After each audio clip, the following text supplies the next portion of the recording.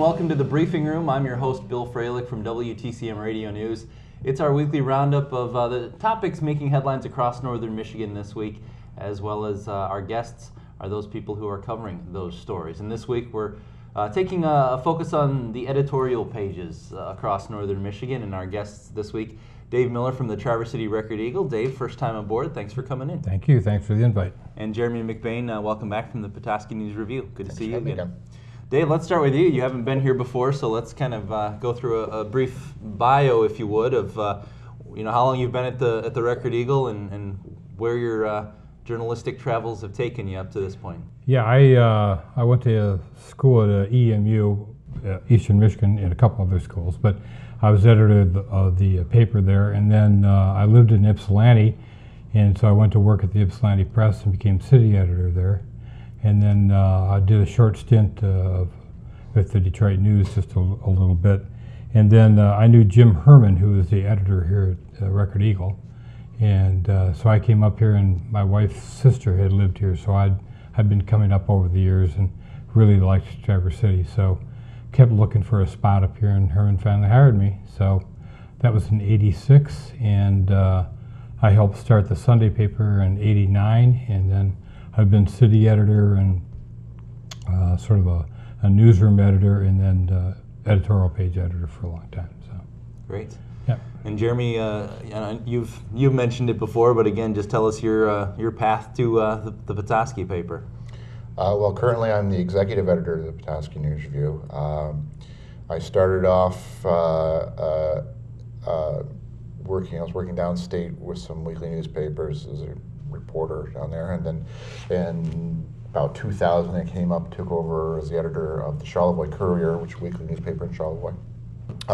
Did that for about 5 years, and then went on to the Petoskey News Review, where I was a reporter and special sections editor, and just kind of moved my way up to news editor, and then eventually editor, and then executive editor. So let's talk about those editorial pages and what your role is with them at each of your papers. Dave, the editorial page is your baby? Is that fair to say? Pretty much. I mean, we have an editorial board that every week I prepare a list of potential topics, and most of our stuff is local. We try to keep it that way.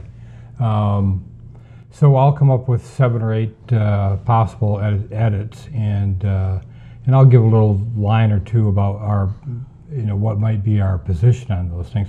And some of these things are things that we've editorialized about before, so it's not like we're reinventing the wheel. And we try to be real consistent, from year to year. But our aim is essentially for information to the public, transparency. The public has a right to know everything that goes on, and so we've really pushed that. So we'll sit down with the editorial board, and I'll have, like I said, a list of topics, and we decide what we're going to write about and then what our take is going to be on it. So sometimes we do what I suggest, sometimes we don't. But there's always a change in there somewhere that we sort of modify. What the board does modifies what we want to say, and then I write the majority of them, not all, but probably 4 a week anyway. So, and then we've got usually get a lot of letters to the editor, which is I think the best part of the page myself. I just love the letters. We've got some really smart folks up here, and so I deal with them, and dealing with people and editing their letters and so forth, and then I go through the columnists. We've got a number of syndicated columnists that we can draw on. And we try to keep a balance on the op-ed page, conservative and liberal and so forth.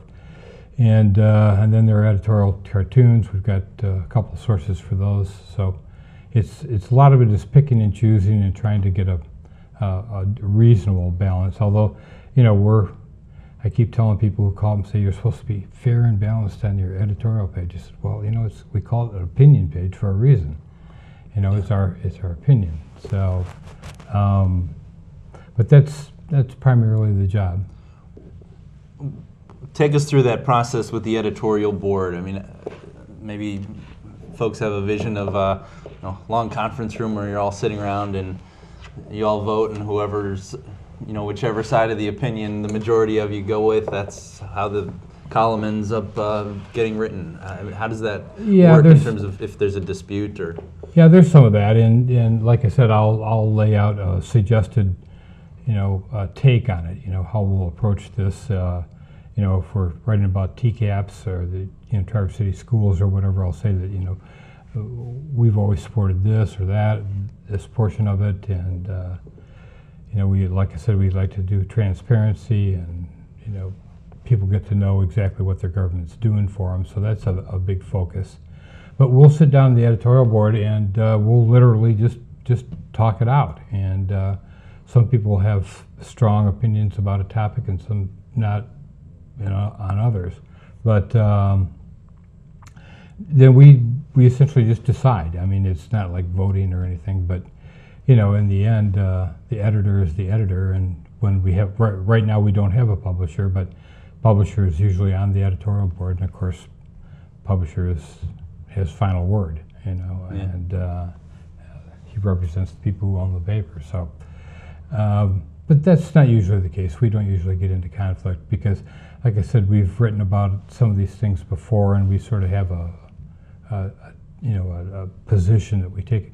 It's like when the police thing a couple years ago, the officer pulled over not pulled over, and so there's a lot of discussion there. And essentially, what we our take was that the department needs to be upfront about what happened, needs to tell everybody clearly who did what and so forth. So that's the kind of attitude that we have about most of our stuff. So we're all pretty familiar with where we're coming from.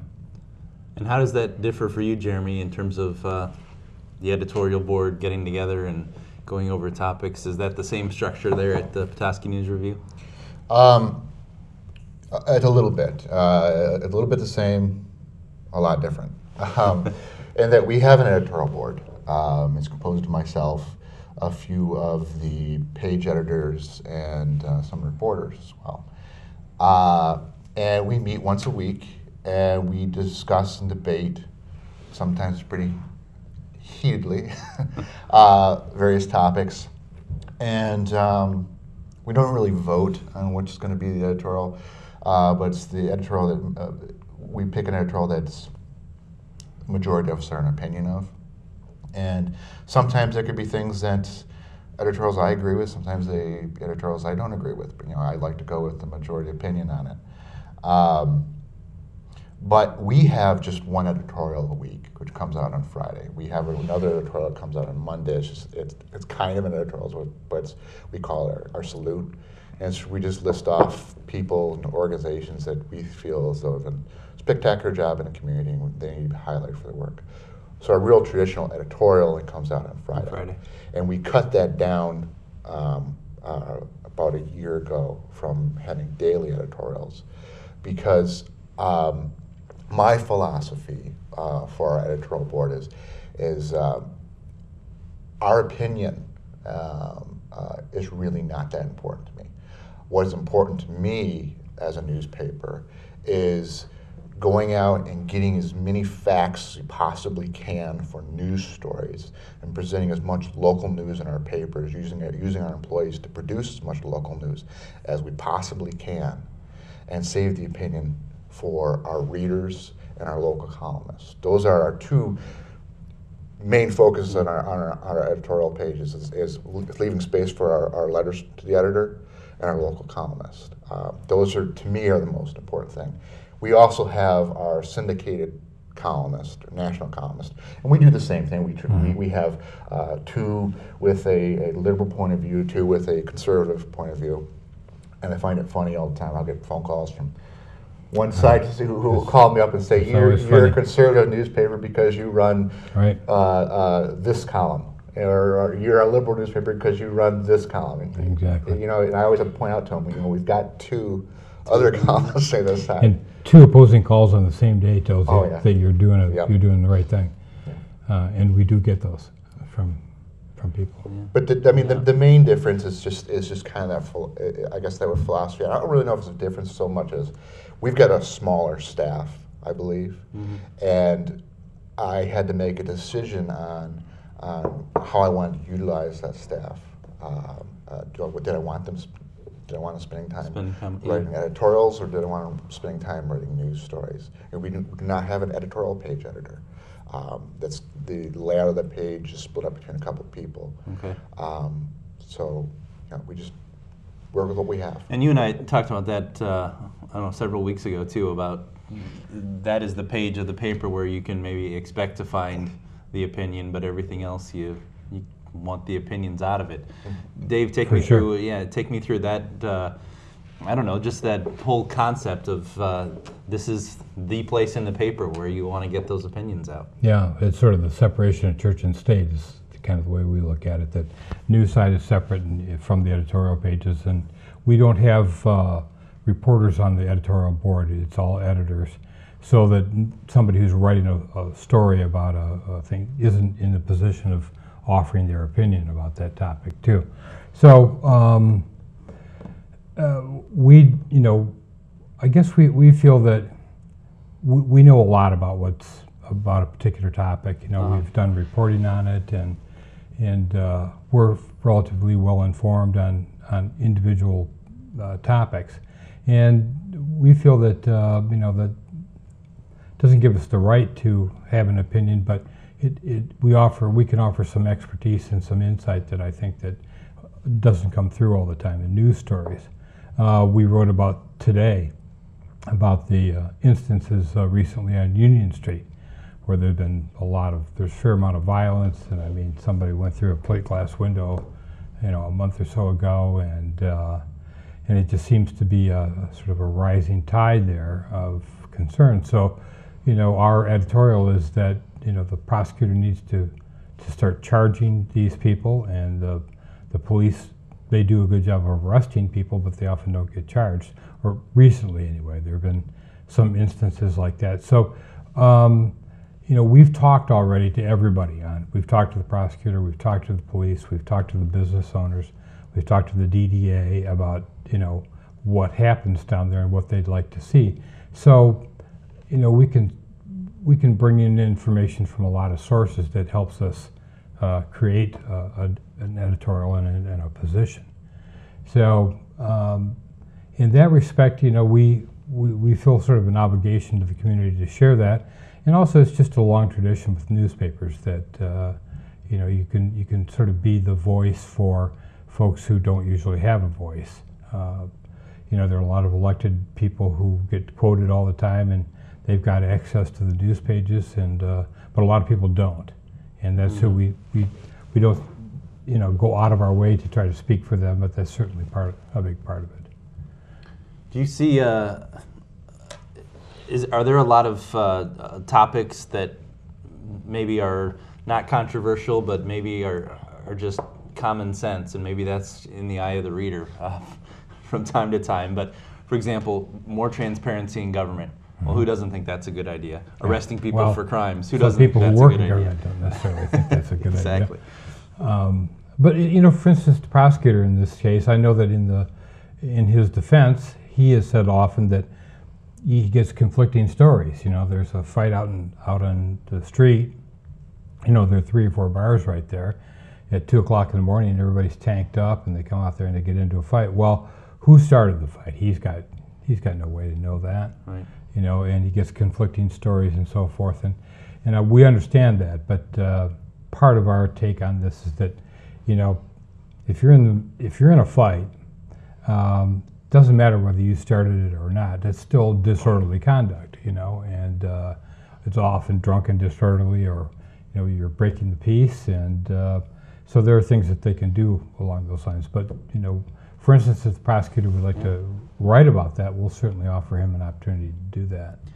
I was going to ask you about the op-eds too. Are a lot of those solicited? Do you get 5 or 6 in the mail every week, and you just have to pick? Is it some of each? Yeah, we solicit from time to time. We've done that in the past, but frankly, we get a large number of them just come across the transom, and we try to keep it as local as we can. we have what we call a forum, which is up to 500 words. Our letters are 200 words limited. The forum is 500, and we require that whoever writes to us has some expertise in their field.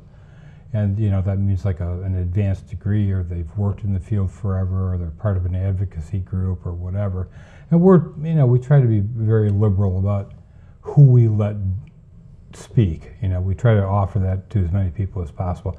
There are some folks who write and it's just a long letter to the editor, and we've got a limit, we've got a place for those. And Right. But we get a lot of op-eds, though, suggestions, and some of them are some really sharp people. There's a local guy by the name of Jack Siegel who he was involved in NATO and so forth for years, and he writes about Afghanistan, and he's as knowledgeable about that as anybody in the country, probably. So it's wonderful to have a local voice like that. Yeah. But there are a lot of really smart local folks who have good insights, and they can offer readers something that we can't. Jeremy, what about you up in Petoskey? Do you have the same structure, the same format for folks? Obviously, you've got the letters to the editor, which I'm sure kind of run the spectrum of quality and opinion too. Yeah, it's very similar. Our letters to the editor, we have a 300-word limit on them. We have local columnists. We have a 600-word in local columns. We do not solicit, we do not accept just people sending us just a column saying, "Can you print this?" It's more of a solicitation on our part of, we recognize who an expert is in an issue, call them up and say, "Hey, think you could give us a little more information about such and such topic?" Or if they do call us up, they'll pitch a column to us, and we know they're an expert, and we'll agree on that. Generally, we don't accept people that just send in a column and that. Right. That. And you have to have an expertise in the issue that you're talking about. Yeah. We get a lot of people who want to send us columns on politics, and most of those we do not publish unless you like basically hold an office that you're talking in, because everybody likes to seem to think that they're expert in politics. So we want to see some true expertise. And we do have a lot of really smart people up there on various topics, from environment to business, healthcare.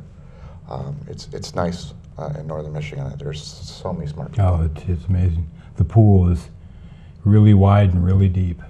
You were just talking about medical care. I mean, my God, we got Munson and you've got the hospitals up there, and there are just tons of people here who have a lot of experience there, management and the philosophy of medicine and all those kinds of things. So, when somebody from Munson wants to write, and they'll often call and will pitch one to us, and depending on the topic or whatever, we'll say yes or no. But a lot of these people really do help explain, and I think educate the readership a lot.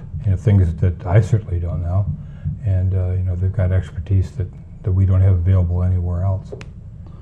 Well, we're well past the halfway point, so let's take a break here on the briefing room. We'll be back in just a minute with Dave Miller and Jeremy McBain right after this.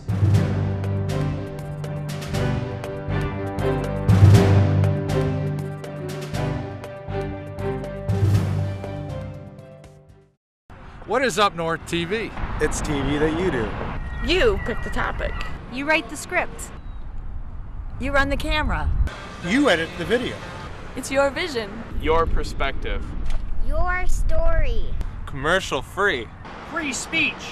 What is Up North TV? It's me. It's you. It's all of us. View us on Analog 97. Cable digital too. Digital 992. UpNorthMedia.org.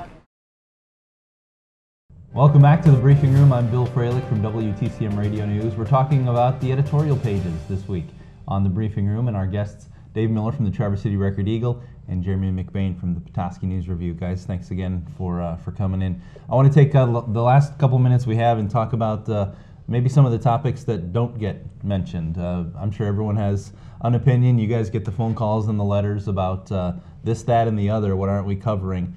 But as you said kind of at the beginning, you have a list of potential topics. There's a lot you don't get to talk about. Yeah. Fair enough? Yeah, fair enough. At the news review, I tell you that we come every week. Everyone on the editorial board has a couple of different topics that they want to talk about as a possible editorial of the week, and a lot of them get heavy debates going on. But the rule is, when it comes to an editorial board, we don't talk about it afterwards. What happens in the editorial board stays in the editorial board. What about you, Dave? Yeah, that's pretty much. But there are things that we'll get calls from readers saying, why don't you write about this, and why don't you write about this? And some of them are state issues, and but again, we try to stay as local as we can, because we figure that's why they're buying our newspaper. They want to know about what's happening in their community. But you mentioned earlier politics, and we usually don't go there. National politics, we often don't. State politics, we'll talk about it a bit. We've been on. We wrote a couple times about Governor Snyder in the Detroit bridge, the new one, and Matty Maroon, and that telling Snyder to, our take on it was that you can't be bullied by this guy who wants to maintain a monopoly down there. So we've supported that, but there are local topics that just simply don't rise to the level of edit sometimes. But we'll listen to people. I mean, when people will call in and say, what about this, what about that, and I'll certainly encourage them to write a letter to the editor. But sometimes they've got some good ideas that are worth writing about from the editorial. If I gave you 30 seconds to throw out some topics in each of your communities you think that are worthy of an editorial page or worthy of further discussion in each of your towns, what stands out to you as some of the hot issues? Well, for us, it's and it always has been since I've been here. Is development is number one in Traverse City, in the Grand Traverse region, about land use and what gets built, what doesn't get built. Things have been a little slow over the last 2 years, but for the most part, Traverse City's been growing, and I think Petoskey has been too. And so it's where these new stores go in, and what roads get built, and what happens to the roads. And I think that's a big topic. And the environment, obviously, is another thing that we hear a lot of from readers about that. Jeremy, what about you? What might we see or hear about in the paper in the coming weeks? What are the hot topics up in Petoskey? The hot topics are also development, in particular street developments in Petoskey. A lot of discussions about boulevards, boulevard designs for the streets in Petoskey. Discussions on a outdoor fireplace in Charlevoix. Yeah. Discussions about Boyne City's Kirtland The wood warbler? plant. Yeah, the wood plant they have down there. Oh, okay. There's some concerns about noise that's coming from the plant. Environmental issues, of course, are always hot topics with us, and I think that you're going to see a real focus on a lot of these state issues with us. That they're going to have some pretty good size impacts on us up here, such as the proposals for more green energy in the Constitution, proposals to protect collective bargaining in the state Constitution. I mean, these are proposals. When you start messing around with the state Constitution, they impact every citizen. So I think that we'll have something to say about those. We've also discussed the bridge issue in Detroit because it has some economic implications for us in northern Michigan. Mm-hmm. We've agreed with the Traverse City Record Eagle, as well as most other newspapers around the state of Michigan, and saying this is a power play by Detroit, by this Matty, wanting to keep his monopoly and with the Ambassador Bridge, and we're astounded by some of the blatant distortions that he's using in these advertising campaigns he's putting out.